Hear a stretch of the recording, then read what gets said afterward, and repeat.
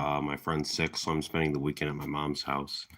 I want to talk to you guys today about, this is my first live video that I've ever done, and I'm still a little sick, so my voice might be a little like congested, but I'm gonna try to talk to you about this the best way that I can.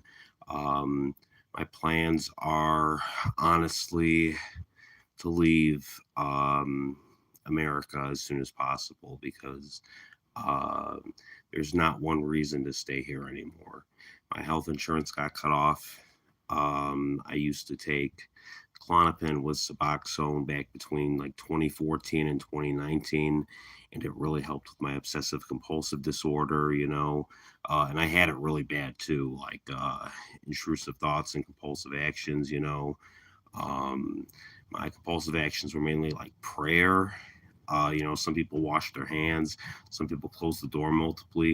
I have a couple, one of mine is like I'll check behind my pocket every once in a while, every time I take something out of it to make sure I didn't drop something, just to make sure I have all my stuff on me. And then another one is just prayer, praying to God because I can always count on God. I can always count on Jesus, right? So, like, the main thing is that without insurance now, I'm stuck paying for my own medication, basically. My medication is expensive. And then, I can't. So basically, here's the thing. Here's the thing I was talking about last night, but I noticed anytime I make a video like this, they get like censored kind of, and I only get like 2 views on them. So I have to word this carefully. But the way things are structured today, it is very difficult to get both benzodiazepines and opioids at the same time, right? Suboxone and Klonopin together. Because the CDC decided it would be a good idea to say benzos could suppress breathing and it can cause a potential overdose. However, when you have someone like me who had been on it for like 6 years with no problems and had the combination of medications actually preventing all of my mental health problems, then, like, because most of them come from the OCD, right? Then I think that they're going a little too far in this case, right? Because it's really like you think about it, like a lot of people out there, they like to bitch that, oh, everyone's dying of fentanyl overdose. Everyone's out there doing fentanyl, but it's because of these stupid CDC guidelines, right? These CDC guidelines force people out onto the streets because, it's not just impossible to get opioids with benzos, it's impossible to get just opioids in general, If it's not Suboxone, or if it's not methadone from a clinic, if you're not an addict recovering, it's pretty much impossible to get. You can go through major surgery and they'll say, oh, take some Tylenol, they'll say, take some Advil or whatever. Oh, you just had a spinal replacement surgery. Here's some Tylenol for that, man. It's fucked up. And it's like, hey guys, what's going on? I'm surprised I actually got some viewers here. That's pretty cool. Hey, my day's going pretty good actually. I've been sick all weekend, but making the most of it. Just watching videos on YouTube and doing my first live ever, I'm staying at my mom's house this weekend. I found a place to stay finally outside of my car, but I don't want to get my friends sick, so I'm staying with my mom this weekend. So, and just talking about, like, I went to see my doctor yesterday, right? And I told him about my OCD, and it's bad OCD. It's like intrusive thoughts, compulsive actions, things of that nature. And the only thing that seemed to ever help with it, back between 2014 and 2020, I used to take Klonopin and Suboxone together. Never had any problems with it. Never had an issue. Never had so much as a breathing problem or anything. Never had so much as a hiccup from it, right? And nowadays, with these new CDC guidelines, it's like they won't let any doctor prescribe both benzos and opioids together, because, oh, somebody might die. But then you look at like what people are resorting to now, you got people with major pain and major problems or whatever, in terms of like pain and whatnot, and they're resorting to fentanyl and it's killing them. And then they say, well, we got a fentanyl crisis. We got to go crack down on Venezuela. We got to go crack down on fucking Venezuela now because they're shipping fentanyl in the U.S. and killing all our citizens. No, it's the CDC who's killing people because of what they're fucking doing with their new guidelines. And I really feel like, I'm a recovering addict. I have 3 years clean almost, and there's a special place in hell for people like this. I've overdosed before. I felt myself die, and one of those experiences, I was in hell and I saw it, and it is so much worse than Christianity or anything else could make it out to be. You'll be there for like 10 seconds, you'll be on your knees crying, literally. So, but anyway, I talked to my doctor about my OCD. He didn't understand it. You know, he could empathize with it, but he didn't understand it. And then I'm like, well, go look up OCD and see what it is. He's like, I know what OCD is. And I'm like, well, clearly you fucking don't, you know, because you don't understand what I'm talking about. And, you know, it's just like, I think a lot of modern doctors are very stupid. I think they don't know what they're talking about. I think they specialize in like one or two things, and then beyond that, they don't really know much. But the thing is, like the modern recovering addict has experienced all of these things with these different medications. We've experienced coming off of these medications. These doctors, they've just they've just studied textbooks. They've just memorized facts. They've just practiced on like test dummies and then eventually on people, you know, prescribing medications. They're legal drug dealers, man. They're legal drug dealers, and they, you know, gained their practice or whatever and made lots of money being legal drug dealers. And they don't really know what the fuck they're talking about. Real experience, guys, goes far beyond what any school can teach you. I'm a recovering amphetamine addict. I'm a recovering crack addict. I'm a recovering methamphetamine addict. I'm a recovering fentanyl, opioid, benzo, everything addict. You know, my benzo wasn't Klonopin, by the way. It was Xanax when I was abusing it. So when I did take the Klonopin, it actually helped me a lot. And then methadone, I got off of 120 milligrams, and it really it was really difficult, but I did it, you know. Hi from California, hi from Oklahoma. Hey guys. Hey Oklahoma, I'm curious. Have there been a lot of tornadoes this year? Because I heard the first EF5 in like 12 years happened last year, and I'm just curious what you think about that. That's actually, you know, I'm going to diverge into that territory because I always wanted to be a meteorologist when I grew up when I was a kid.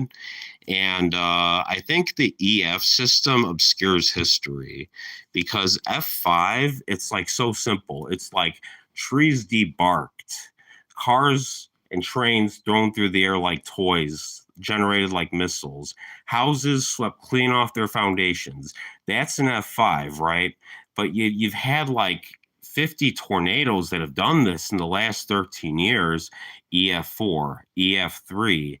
And it's like, what the hell are you doing? You know, you're trying to obscure history here. Hi from West Virginia. Hey, West Virginia. I don't know much about West Virginia. How is it out there? Just out of curiosity.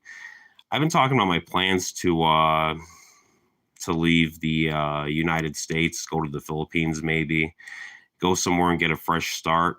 And, you know, there's something I'm kind of, that's cool. It's cool. Yeah. You know, there's something I'm kind of bummed out about though, you know. Yesterday I went to get a new car, right? Because I drive an '09 Chrysler Sebring, and it's my cousin's. My cousin sold it to me, and it's held up for a good 5 years, but it's an old car and it's a walking death trap at this point.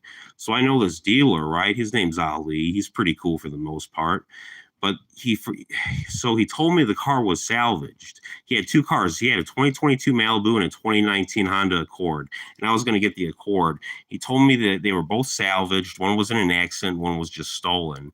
But one thing he neglected to mention was the odometer had been spun back by like 17,000 miles on one of the two cars on the Accord, the one I was going to get.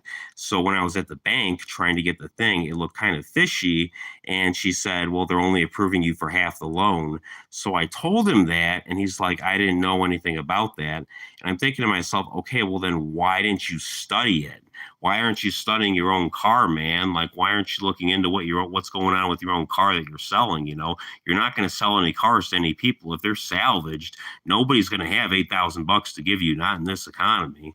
So I think karma kind of comes back on people. You know, I think karma kind of just shoots back to people. I know a lot about the laws of karma. You guys should look up Jürgen Zewey. He's a seasoned astral traveler, and Sorry, I'm kind of bouncing all over the place here. My excuse is that I'm sick, but I just feel like talking about a lot of stuff. Plus, it's my first live stream. I'm a little nervous, so just bear with me here. Hunting is fun. I've never been hunting, but I've always wanted to try it. As long as I eat the meat, that's essentially the only thing. I would never kill for sport, but I would kill to survive and to eat. Um, and so, but now I got to look for a new car. But at least here's the thing, everything in perspective, right? So I always try to look at this is what's kept me clean for 3 years now. I always look at things in perspective of what I'm grateful for. So even though I didn't get my car yesterday, I am now approved for a car loan at the very least. So I can go to any shop. As long as the car is green, it's not salvaged, I can go and get a new car. So I'm looking at like Toyota Camrys because those are the ones that I really want. Toyota or Honda, they last for like 10 years. If you take care of those bitches, they last for like 10 years, man. And overall things have been going really good for me. I can't complain. It's just this OCD and this, the doctor, I've known him for 6 years. It just really hurt kind of that he didn't understand my plight, because he's a doctor. He's supposed to understand that shit. But like I said, doctors only specialize in certain things. So now I'm going to try to keep this coherent, guys, and I'm going to jump over to Karma and Jurgen Zway. Now, I've had astral projections before. I've had multiple astral projections, actually. They're very easy to have once you know how to do them. Basically, if you've ever had sleep paralysis, it's a very scary thing to have. Most people will tell you, but it's actually a gift. It's not a curse. What you do when you're having an astral or when you're having sleep paralysis, you don't fight it. You just let it take you. You let it take over you. You let it wash over you. You'll feel your body start to vibrate, and you'll pop out of your body, and you'll be in the astral realm. And what the astral realm is, it's like the afterlife, essentially. It's like this world with minor differences. Like I've astral projected. My old room used to be over there, or right back behind where I'm pointing over here.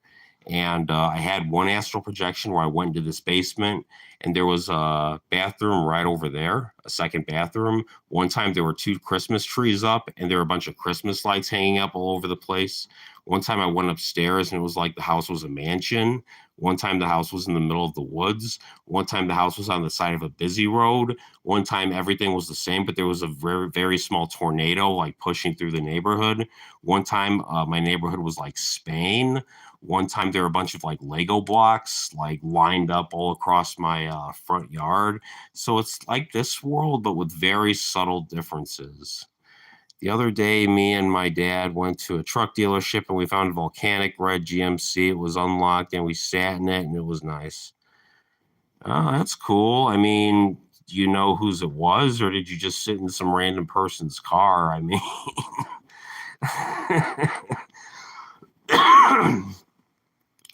yeah, the reason why I'm sick like this is because I was homeless last week. I was living in my car for 5 days, and it's just so boring. So there's this friend of mine, this friend Erica, and she was the only person I knew who could hang out. And she's like, "I'm still sick. You sure you want to hang out with me?" I'm like, "Yeah, I'm bored as hell. Let's hang out." So we hung out for like 2 hours, and she got me sick. I have no one to blame but myself. But I mean, like, I just got over the flu a couple weeks ago. So it was at the dealership and it wasn't for sale. Oh, I got you. That's cool. Yeah. Anyway, I'm going to tell you guys a little bit about myself really quick. Just to give you like because I usually only have like 3 minutes at a time to talk about this shit. So I'm a recovering addict. I've been through a lot of crazy shit in my life. I've gotten off of methadone. I've gotten off of amphetamines, benzos, Lyrica, gabapentin. I quit vaping for 4 months. I used to vape and smoke 3 packs of cigarettes a day. I quit smoking. And yeah, I quit caffeine for 8 months. So if there's a drug out there, I have probably been on it, and I have probably quit it and gone through the withdrawals of it. I've died several times from overdose. Two of those times I remember. One time, like I got T-boned when I was like pulling out of my friend's the side of the road or whatever, and a car swerved around a corner and T-boned right into me, and all the glass exploded into my car, and this white light started flooding into my car, and it was like the white light of God and Jesus, and I could feel it envelop me, and I could feel the pure love of God and Jesus, right? And the second time wasn't pleasant. I overdosed on fentanyl back in 2021, and I was taken to this place. I left my body, and I remember thinking to myself, oh shit, I'm dead. I actually did it this time. And I wound up in this field, right? This green field. It was an empty field. And there was a single solitary tree in the middle. If you've ever played Majora's Mask and you've been inside the moon, it was exactly like that, like verbatim, exactly like that. Blue sky, clear blue sky, big infinite field, and just a single tree in the middle. And I had this feeling like my heart was being weighed. And I wound up in this space, and it was this endless void surrounded by red colors. And I was in the middle, and I couldn't see anybody, but I could hear millions of screaming voices. And I was stuck to this metal plate, and I would try to pull myself off. I go like that, and I try to force myself off of it. I get pulled back twice as hard as when I tried to escape. And I had this feeling like I would be stuck there forever, essentially. And I was just stuck there with all my regrets and all the things I had fucked up in my life, right? Because things were not going good for me back then. That was when I was in my active addiction and when things were just going really terribly for me, you know. I had lost a few good friends at that point, and it was a very difficult year for me. And so I wound up there. And what I did to get out, I cried out to my Aunt Irene. I said, Aunt Irene, save me, help me. Please help me and give me a second chance, and I will go back and I will fix everything. And the second I said that, just like the snap of your fingers, I woke up in my bed. My arms were on fire, my legs were on fire. I got up, I was in complete shock. I went upstairs, and I'm like, and my mom was like, oh, good, you're up. I had to hit you with a Narcan. I thought you were dead. So make of that what you will, but I'm convinced I died that night, right? Doesn't look like anyone's watching right now, but let's see here. That's pretty cool. It was at the dealership and it wasn't for sale. Was okay. But I'm just gonna keep talking. You know, I like doing this. You know, and yeah, you know, it seems like a fun thing to do. I'm gonna keep on going with this, and I'm gonna keep on. Hold on, I need water. I've been talking and talking, but I'm sick. Like I said, the best thing I think for sickness is one of these bad boys right here. A big fat jug of water, and you just keep drinking it. Oh, and it helps so much. It helps so goddamn much. And then, so when I got back for my near death experience, sorry. When I got back from my near death experience, I meant what I said, and I started to fix everything in my life. I got off amphetamines first, and I realized I can get off one drug, I can get off them all. And I started getting off one drug after another, after another, after another. And I just kept going until I was off basically all of them. And today I'm on 2 medications. Literally just 2 medications, and one of them is testosterone. You know, I've been looking for a new recovery program because I've been in the NA program for like 14 years now. They're very judgy there, though. Like if you're on any MAT medications, first of all, they will not take you in their recovery houses. Second, they will tell you you're not clean. Third, they will tell you you have no business picking up clean time. Fourth, they won't even treat you like a person. 5, they will gossip about you behind your back. So it's just like, you know, they don't really treat you like a person if you're on one of those things. And I've had friends die from that. Literally, the only person who was there for me in 2022 was this girl, and she tried getting in a recovery house, but she was on Suboxone, and they all turned her down. And then she relapsed, and she died on the fucking street. And ever since then, I've decided, you know, I don't want to be in a recovery house of any kind. You know, I've had people tell me, Alex, get into a recovery house, go to this house, go to Dale's house, go to John G's house. And I'm like, no, I'm not going to any of those fuckers' houses because of their shit ass policy on Suboxone got my friend killed, you know. It got several of my friends killed, and I won't do it. Absolutely not. So, but yeah, you know, things outside of all that crap, things are going pretty good, man. You know, I can't complain. Let's see here. Favorite day of week, I would say Friday, because Friday I go to work and I know I have the whole weekend ahead of me after that. What's your favorite day of the week? Oh, they're gone. Okay. Well, anyway,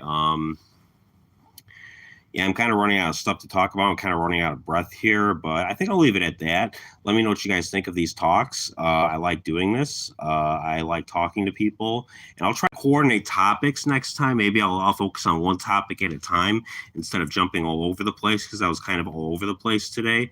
I'm not really sure what to talk about, so I just talked about everything today. But I'll try to figure out different topics to talk about for each of these live talks from now on. I don't know how to turn this thing off, so I'm going to try to figure it out here. And if you guys watched at all, I really appreciate it, and I really appreciate all the attention to, you know, like helping my channel grow, and just you know, listening to me rant on about myself. Maybe one of these days I'll do like an open talk and I'll tell you the story of my life because it's fucking insane. It is literally fucking insane. I've never done an open talk at the NA meetings. So with that, I'll see you guys later and you have a good one. I'll keep talking until I figure out how to turn this thing off. First of all, how much wood could a woodchuck chuck if a woodchuck could chuck wood? The answer is 42. Let me see here. Chat filter, automatic chat translation. How do I turn this thing off? Close, retouch, hide video, flip, top fans. I am not sure. Oh, there it is. Share with your audience. Nope. Is it this? Nope. Guys, how the hell do you turn this thing off? Because I have no idea. Oh, maybe it's just the X. All right, I think I figured it out. I'll see you guys later. All right, bye.